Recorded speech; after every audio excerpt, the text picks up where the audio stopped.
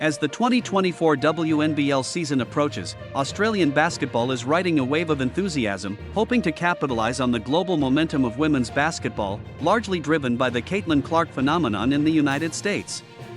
WNBL officials and players alike are optimistic about the upcoming season, seeing it as a prime opportunity to further elevate the sport's profile both domestically and internationally. At the WNBL season launch in Melbourne, WNBL head Christy Collier-Hill proclaimed that 2024 is undoubtedly the year of women's basketball.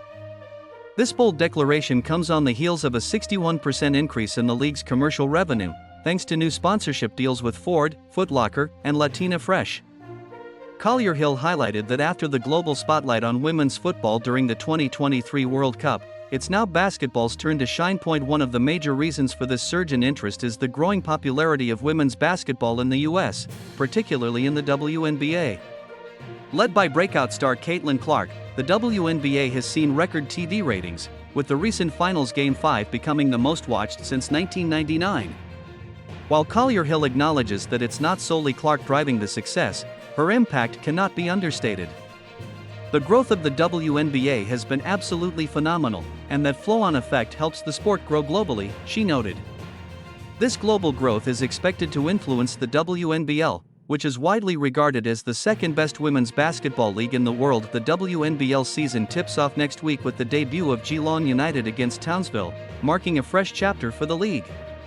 Additionally, Sydney's game against Canberra will be the first WNBL match in 5 years to be broadcast on a free-to-air main channel, further boosting visibility. Australian fans will also be treated to the return of 10 Olympians, including top talent like Charlie Collier, a former WNBA #1 draft pick, who will be playing for Canberra. Perth Lynx's Anneli Maley, fresh off representing Australia in 3x3 basketball at the Paris Olympics, expressed her excitement about the league's growing visibility. "We know it's only a matter of time before the hype of women's basketball reaches the shores of Australia," she said. "It's grown so much, and we have plenty of room to grow even more." In another major shift, a change in league ownership is slated for next season, with Basketball Australia set to hand over control to a group led by Tesla chair Robin Denholm and Larry Kestelman's NBL company.